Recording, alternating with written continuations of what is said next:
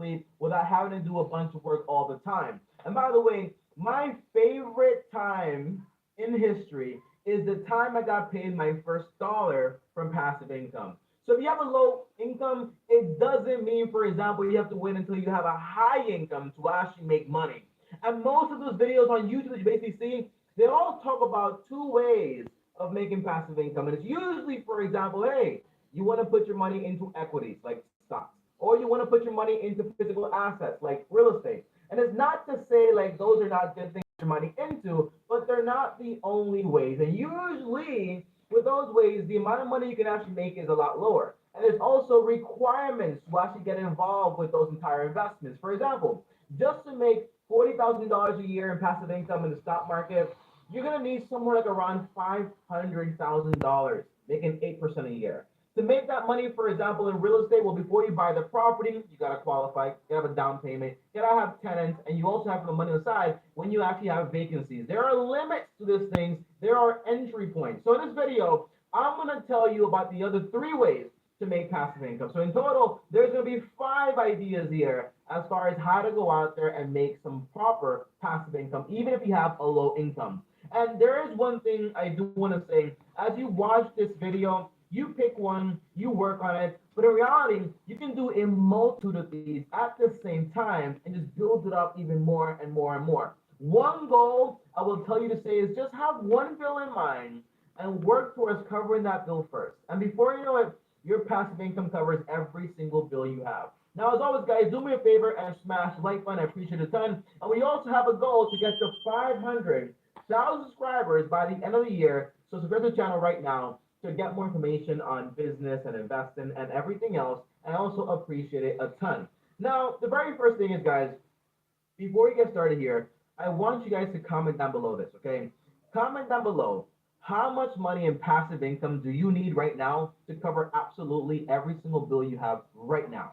I'm not talking about, Tommy, I want to have $100,000. No, I'm talking about right now. How much do you need in passive income to cover all of your bills? If you don't know the number, then write down all your bills, do the math, come back to the video, and type it down there. Now, if you have that number, if you typed it in, if you commented, great. Now I want you to reply to that same comment. Oh my gosh, this guy's trying to bump the algorithm. Yeah, but it's also very productive for you. And here's why. I want you to basically remove your shelter costs, your apartment or your mortgage. And I also want you to remove all the money you're paying towards debt. So remove both of those things, and I guarantee most likely that number just went down by almost half, almost, okay? And that's the big difference. Now, we're dealing with a much smaller number, right? But Tommy, I still have these bills. I still have to pay my debt, and I also have to pay, for example, my mortgage or my rent or whatever it is, okay? The answer is yeah, but eventually, as we work this plan, you're gonna have a paid off home, and you won't have any debt. Because I have one requirement before you get into this. That's basically pay off your debts first, because doing this stuff is kind of risky. And the last thing you want to do is basically invest money here, everything's working, and then you need the money to do something else. You don't want that. Okay, so that's one thing. I also want you to build an emergency account. That way, you never have to stop doing what's working. Okay, now the very first way, guys, is going to be, of course, investing into equities. By equities, I mean, for example, putting your money into the stock market. Now, by the way, this by far is my favorite way. Now you have two ways, okay? You have the first way, which is basically, well, Tommy, I like Apple, I like Tesla, I like this company. I'm gonna put my money into this company and hopefully I make some passive income from it. And the answer is it could work or it could not work. And the answer is when you're trying to build passive income, you're talking about passive income for a lifetime. So what guarantees that that company is gonna be here 50 to 100 years from now? So using the best way to invest into equities, into stocks, and so on, is by buying a basket filled with them. Okay, for example, if you buy the S&P 500, that's the 500 largest companies in the U.S. And when you buy into that, you buy all of those companies. You have a piece of the entire U.S. market in a sense. So you only lose if America loses. And to me, that sounds like a much better plan overall because I think America is going to be here before you and me basically aren't here anymore, if that makes sense, okay? Now, if you were to invest around 200 bucks into here at an 8% return for 30 years, again, this would build up to over $600,000. It might not sound like a lot, but it is a lot because all you did was put $200 on the side. and that builds up to a massive amount of money over time. And if you put that money into a Roth IRA, guess what? That money will be fully tax free. Now, my advice is that's just an example. I would put 10 to 20% of my income into that Roth IRA. So that way you have even more money by the time 20 or 30 years actually pass. Again, only start investing once you're debt free and you have a fully blown emergency account.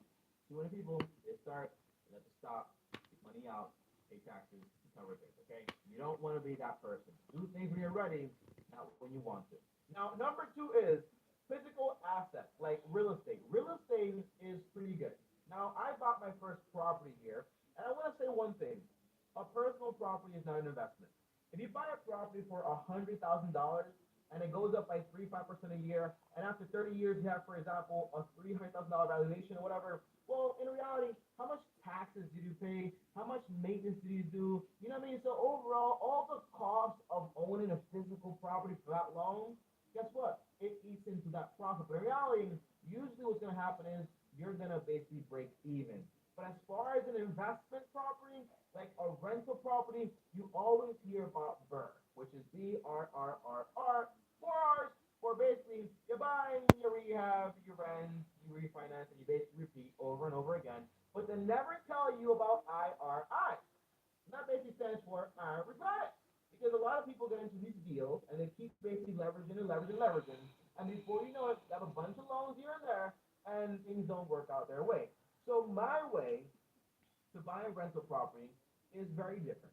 It's a lot safer overall. Okay, so I would only tell you buy rental property once you personally have a paid off property, once you fill up your investment account, once you have no debt, and once you also have a full blown emergency account. Now, when you buy the property, you look for a property with cosmetic issues. You can actually buy below the market value, which is actually very important. And when you buy this property, right, you put down 20%. Now, along with all the free cash flow you have from your personal income, you put that into that property every single month. And along with the rent and everything you get, you put that into the property too. That way, between 7 to 10 years, you will be done paying off this property. Now, obviously, when you buy the next property, along with your cash flow, that rent to put into that property plus that rent, you're going to buy the next property a lot faster, a lot faster, a lot faster, a lot faster. So overall, the first one's going to be the hardest, but after some time, it's going to get a lot easier and a lot easier because you have more money coming in and so on. And once you build up enough money that you say, okay, I'm done with this, you can just have all these properties. They're all paid off. They're all yours. And you don't have to worry about basically things going wrong at a certain level. That's my plan, and that's how I would do it, by the way, okay? Now, this depends, okay? Because some people like real estate, people like stocks. So it all depends on what you want to do. Personal finance is personal. Now, number three is business. No one talks about it, okay? But you can build a passive income business. So, for example, now here's the thing, and why people don't like it this much. Because usually, when it comes to building passive income from a business, it usually requires the person to put in a lot of work to then basically create a business that runs itself. So, for example, okay, I do YouTube videos. In a way, this can be passive. You can have a book that can be passive.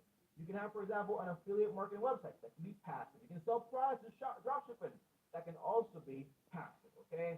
But initially, it does require a level of extreme work to then get to a point where you can say, hey, I'm going to hire this person, or I'm going to let the business run itself, and that way it is passive. Overall, my understanding of passive, the way I want to understand, is basically you don't require to put in a bunch of time. But passive doesn't mean you don't put any time because you need to maintain your investments always at a certain level. Okay, so there's that. Okay, now by the way, here's a real life example. I do YouTube videos. I have made over 1,000 YouTube videos. If I get paid 3 pennies for those videos every single day, in 1 month I make $1,000. Okay, now thankfully I make a lot more from making YouTube videos, but overall, if I wanted to stop everything and use this very conservative math, I can make $1,000 for a very, very, very, very long time from all the work I've done before. So think about passive income when it comes to business in the sense of like, hey, you put in a lot of work initially, but then you create a business that can basically run itself or with other people that you don't have to be involved in that much. And then you go into, for example, it's a lot more passive. There's a great book on that and it's the 4 hour work week. He has a lot of ideas in there as far as, for example, making passive income businesses. There's also even a better place to look, which is called Google and YouTube. Just Google and YouTube it and find a lot of different businesses. Look for one you like and you enjoy, and then get into it and learn step by step. And don't put in a lot of money all at once because it's a terrible way. If you don't know how it works, you put in all your money, you lose it. You gotta rebuild that savings again, and that's never a good idea. Now, number 4 is going to be work. Yeah, work. So a lot of people don't think about this, but you can build passive